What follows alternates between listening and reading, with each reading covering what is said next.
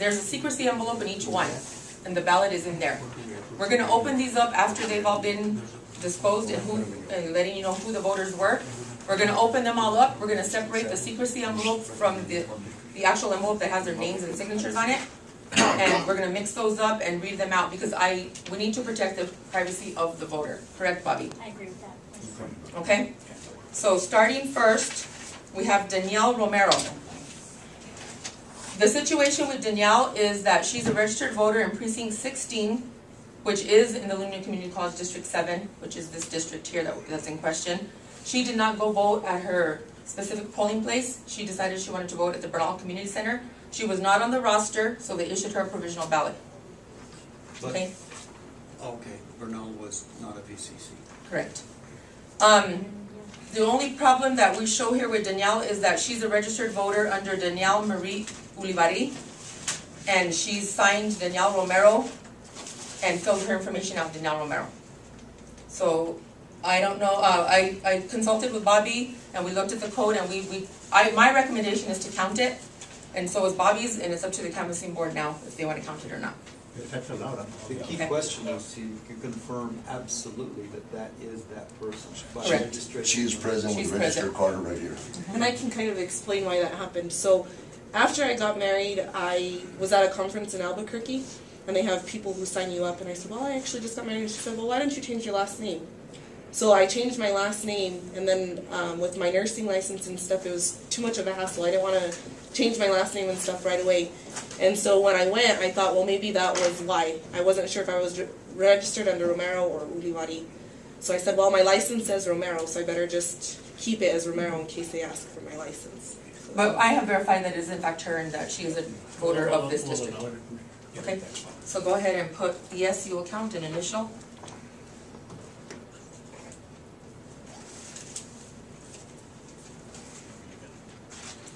It's red, either one.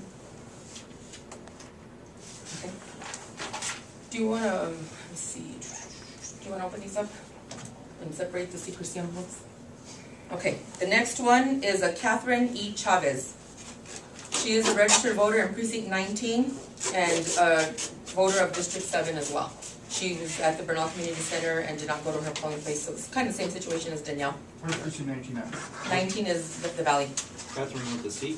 Catherine E. Catherine with the C? K. Catherine, middle initial E. Chavez. So she's just an out of district. Correct. Not at the correct polling place. Correct. She does fall within District 7 though. Okay. So do you want to count that one? My recommendation was to count it. The next one is a Virginia A. Grostet. She is a registered voter of precinct 19, voted at the Bernal Community Center Provisional in District 7. How do you spell that last name? Grossetete.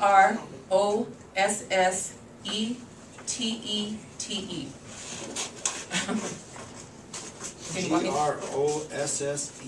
Tete. And the canvassing board has agreed to count that.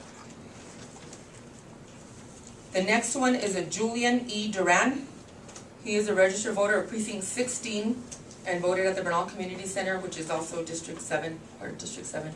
So he's just, I recommend to count that as well. Oh,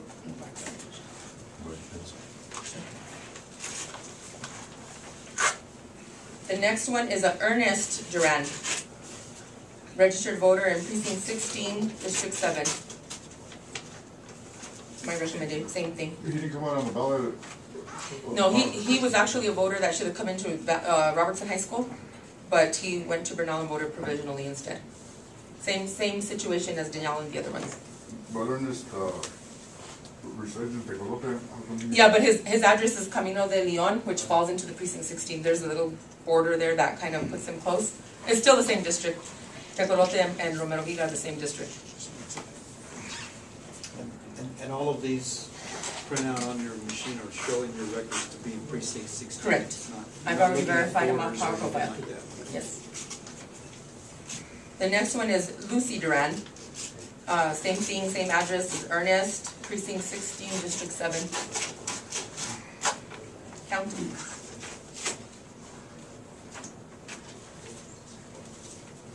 The next one we have is an Arthur D. Rivera. He's registered in precinct 16, which is Romero, Luna Community College District 7. Arthur D. Rivera. Yeah, I don't know. I know Arthur, I don't know, it was a junior. Well, this person was, no, this isn't him. This is a different person from. I looked at this and I didn't. This is a registered voter in Romero, precinct 16. So it falls within the district.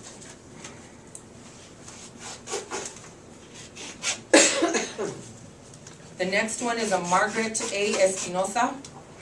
She's a registered voter in precinct 16 as well, Romero, and she is in District 7 as well.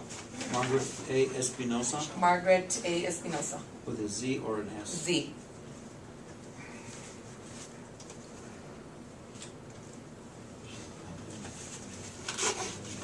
The next one, the last provisional is a Philip Tafoya, registered in precinct 19, Luna Community College District 7, is the valley. What was the name again? I'm sorry. Philip Tafoya? Philip? Yes, with 2 L's. So those are the 9 provisional ballots, and according to the canvassing board, they're gonna count all 9 of them, right? Yes. This last one is the in lieu of that we'll do at the end, okay? Do you wanna mix that in one? Yes. So that you, Oh, do you wanna put it in there? because the Okay. Cersei, Okay, she sure. wanted- yeah. But how are we gonna tally this separately? I don't have to disclose the name, Don't disclose the name. okay, because it's just one person that would violate his privacy as a voter. Cause we can't tally it as a provisional on the actual tally. So It's gonna show up anyway, the voter's name it's gonna show. and. Do you wanna tally it with the provisional? The thing is just to make sure that the canvas board really sees that it's a registered eligible voter. And I've already verified that his ballot was not received back by us in the office, and he did not vote. If we verify the name and we look at it and we don't need to disclose the name to anybody else, we can just disclose how they voted. Right? We can do that, right? That's the main thing, is that you're all satisfied that it's eligible vote, the real person, that is a real person, eligible, at that address, all of that. And this isn't a voter in District 7, it's a voter from a different district, which is, for their peace of mind. Oh, so he's out of our district. He's out of your district, it's a different district. And he voted at So it wouldn't affect, So Was that it's Robertson? it It wouldn't won't affect affect the them. contested election. No. Okay, Yeah. yeah, that, okay. I just had a question, Melanie, as far as the precinct workers that work the polls, who chooses those? I do. Because Lucy Duran, she voted at the provisional, and she was a worker there. Right. I mean, So I think that was, for me, I thought that was biased, no? Well, Richard had his niece working up in Let's not get into it. there was no nieces No. of Richard's working. I don't put relatives of any candidates. I'm sorry. And just so you know, the poll workers, the names of the poll workers are given to me by the Democratic Party and the Republican Party for primaries and generals, okay? And I use those same poll workers that the names were issued to me from them for the smaller elections as well. I don't pick the poll workers for major elections. The Democratic Party and the Republican Party chairs recommend names to me, and those are the people that I use. The other question I had, you said, the two votes that, Judge had disqualified, those are not counted, and then that absentee that you guys just turn in, that doesn't affect our No, district? that's a voter from a different And district. not an absentee in lieu of, that's what. Yeah, but that doesn't affect No. our district, okay? And I'm just gonna, and I'll show you, do you wanna see the name of the person, Judge Ingram? It's over here. Like this way, I just don't want everybody to. He's registered at this address. If you turn it around, this is his voter registration form. And he just did not receive his absentee ballot, so he registered it. That's the information. Correct. Where'd you do with that one? So can we count that one right away? Let's do this one right away. Yeah. Okay. So this one is District 5. Ron, you'll have to read the results off that one. There's two candidates in District 5, Avelino Montoya and Anthony Marquez. And the vote is for Avelino Montoya Jr. So just put- Put it in lieu of.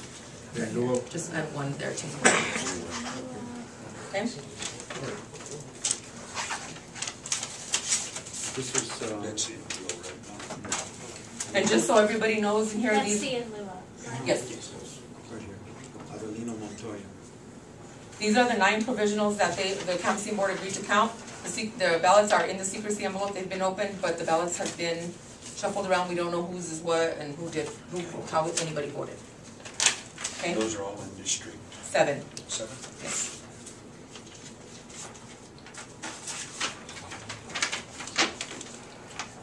District 7, there's 3 candidates. This vote is for Daniel Romero.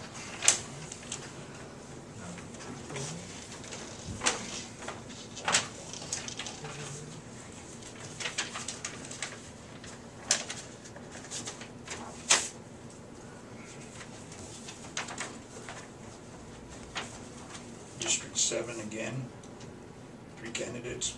Vote is for Daniel Romero.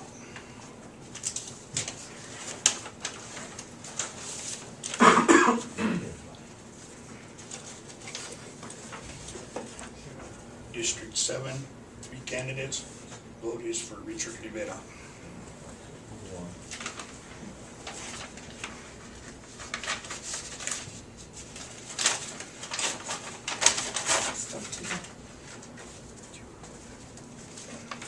District 7, 3 candidates. Vote is for Daniel Romero.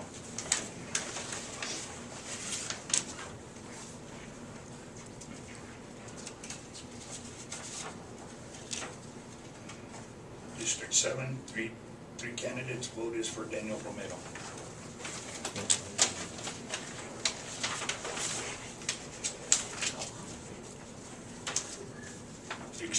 District 7, 3 candidates. Vote is for Daniel Romero.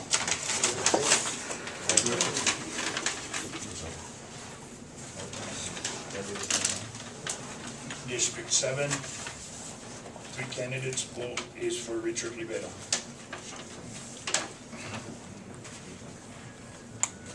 District 7, 3 candidates. Vote is for Daniel Romero.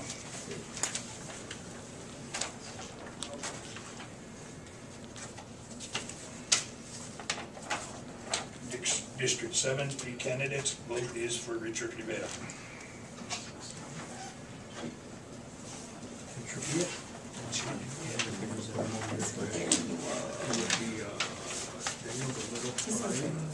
Daniel We'll put all these in a ballot box and look them up. Romero 6. Richard Rivera was Okay, yes. So what we're gonna do now is, we're gonna take that canvas and instead of, the handwritten results, we're gonna type them up, actually go into the computer and put them in here, and then the totals will change, reflecting the fact that Daniel Romero is our candidate that was elected, and then the judge and the representative from Luna and myself will sign up on the canvas. And then you'll transmit a copy of that to us. Yes, and actually I can give you one right away before you leave today, and I'll give one to the candidates as well. Thank you very much for explaining You're welcome, everything to me. no problem. And like I said, I have an open door policy. Yesterday when you came into the office, we could have discussed all these matters, but I know you were a little upset. So, I would have appreciated the fact that you came to me and asked me the way the process worked before jumping to conclusions. But, but we're good. I mean, congratulations to you.